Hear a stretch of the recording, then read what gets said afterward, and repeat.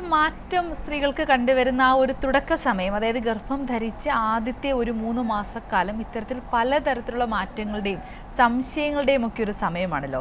പൊതുവേ ഈ എന്തൊക്കെ കഴിക്കണം, അല്ലെങ്കിൽ പലപ്പോഴും ഭക്ഷണം കഴിക്കുമ്പോൾ സ്വാഭാവികമായി കണ്ടുവരുന്ന ഛർദി, അപ്പോൾ ആ ഛർദിൽ കാരണം ഫുഡ് കഴിക്കാതിരിക്കുക, അല്ലെങ്കിൽ ശരീരത്തിനുണ്ടാവുന്ന ക്ഷീണങ്ങൾ, ഇതെല്ലാം തന്നെ ഈ പറഞ്ഞ മാനസികമായ ആരോഗ്യത്തെ പോലും ബാധിക്കാറുണ്ട്. അല്ലെങ്കിൽ എനിക്കിതിൽ സംഭവിക്കുകയാണോ, അല്ലെങ്കിൽ എന്തെങ്കിലും അസുഖമാണോ എന്ന തരത്തിൽ ചെറിയ ചെറിയ കാര്യങ്ങളിൽ ആകാംക്ഷയും പേടിയും ഭയവും ഒക്കെ തോന്നുന്നത് വളരെ സർവ്വസാധാരണമാണ്.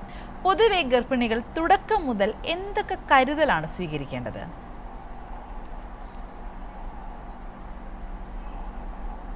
നമ്മൾ ഗർഭിണികൾ സ്വീകരിക്കുന്നത് വെച്ചാൽ ഈ കുറേ ഹോർമോൺ ചേഞ്ചസ് നമ്മുടെ ബോഡിയിൽ ഉണ്ടാകുന്നുണ്ട്. അതായത് നമ്മുടെ ഈസ്ട്രജൻ, പ്രൊജസ്ട്രോൺ, ബീറ്റ HCG എന്നൊക്കെ പറഞ്ഞ കുറേ ഹോർമോൺ ചേഞ്ചസ് ബോഡിയിലുണ്ടാകുമ്പോൾ അതിൻ്റെ ചേഞ്ചസ് ആണ് നമുക്ക് ഈ ഉണ്ടായിക്കൊണ്ടിരിക്കുന്നത്. അപ്പം ഫോർ എക്സാമ്പിൾ നമുക്ക് ഈ ഒരു 70% ആൾക്കാർക്ക് ഈ നോസിയും ശകലം ഛർദിലും ശകലം ഓക്കാനും ഇതൊക്കെ ഗർഭത്തിൽ വളരെ സാധാരണമായി തന്നെ ഉണ്ടാകുന്നതാണ്. അപ്പം അതെന്ന് പറയുമ്പോഴത്തേക്ക് നമുക്ക് രാവിലെ എണീക്കുമ്പോൾ കുറച്ച് പേർക്ക് ഛർദിലായിരിക്കും. അപ്പോൾ അവർക്ക് അതിൻ്റെതായ ബുദ്ധിമുട്ടുകളുണ്ട്. പക്ഷേ ഇത് നോർമൽ ലെവലും അബ്നോർമൽ ലെവലും കൂടെ നമ്മൾ തിരിച്ചറിയുന്നതാണ് ഇമ്പോർട്ടൻറ്റ്. നമുക്ക് ഛർദിക്കുന്നു, കുഴപ്പമില്ല, നമ്മൾ എല്ലാ കാര്യങ്ങളും ചെയ്യാൻ പറ്റുന്നുണ്ട്, നമ്മൾ വെള്ളം. അപ്പോൾ അങ്ങനെയുള്ളപ്പോൾ നമ്മൾ ആ ഛർദിലുള്ള സമയത്ത് കുറച്ച് നിയന്ത്രണം വെക്കുക. ബാക്കി അത് കഴിഞ്ഞിട്ട് കുറച്ച് ഒരുമിച്ച് എല്ലാം കൂടെ കഴിച്ചാൽ വീണ്ടും നമുക്ക് ബുദ്ധിമുട്ടാകും. കാരണം നമ്മുടെ ചേഞ്ചസ് ഈ ഹോർമോൺസ് എല്ലാം കാരണം ഒരുമിച്ച് നമ്മുടെ വയർ അത് ടോളറേറ്റ് ചെയ്തില്ല. അപ്പോൾ നമ്മൾ ഈ സ്വല്പമായിട്ട് കഴിക്കുക. കഴിക്കുന്ന കാര്യങ്ങൾ ഇങ്ങനെ ഇപ്പോൾ രാവിലെ ഇപ്പോൾ 3 ദോശ കഴിക്കുന്നവരാണ് 2 ദോശ ഒരുമിച്ച് കഴിച്ചിട്ട് പിന്നെ കുറച്ച് കഴിഞ്ഞിട്ട് 1 ദോശ കഴിക്കുക. അങ്ങനെ സ്പ്ലിറ്റ് ചെയ്ത് കഴിക്കുമ്പോൾ നമുക്ക് കുറച്ച് ബുദ്ധിമുട്ടുകൾ കുറയും. പിന്നെ അതുപോലെ വെള്ളം കുടിക്കുമ്പോൾ നമ്മൾ ഈ ഒരുമിച്ച് 2-3 ഗ്ലാസ് കുടിക്കാതെ കുറച്ചായിട്ട് കുടിക്കുമ്പോൾ നമുക്ക് കുറച്ച് അസ്വസ്ഥതകൾ കുറയ്ക്കാൻ പറ്റും.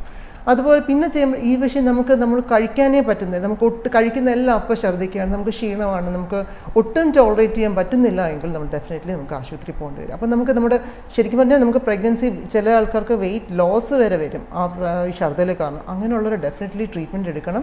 ഇത് നമ്മൾ ട്രീറ്റ്മെൻറ്റ് എടുക്കുന്ന സമയത്ത് നമ്മൾ IV ഫ്ലൂയിഡ്സ് കൊടുക്കും, പിന്നെ അതിന് കുറച്ച് മരുന്നുകൾ കൊടുക്കും. അതെല്ലാം സേഫായിട്ട് ഡോക്ടറിൻ്റെ പ്രിസ്ക്രിപ്ഷൻ വെച്ചിട്ടേ കഴിക്കാവൂ. അല്ലാതെ വളരെ ചെറിയ നോസിയ പ്രഗ്നൻസിയിലൊന്നും ഒന്നും ചെയ്യേണ്ട ആവശ്യമില്ല. നമുക്ക് അതുപോലെ നമുക്ക് ചിലപ്പോൾ ഇഷ്ടമുള്ള ആഹാരം ഇഷ്ടമില്ലാത്ത ആഹാരം നമ്മൾ വളരെ പ്രത്യേകം ചില ആഹാരം കഴിക്കുമ്പോൾ ഛർദ്ദിക്കുമെങ്കിൽ അത് അവോയ്ഡ് ചെയ്യുക.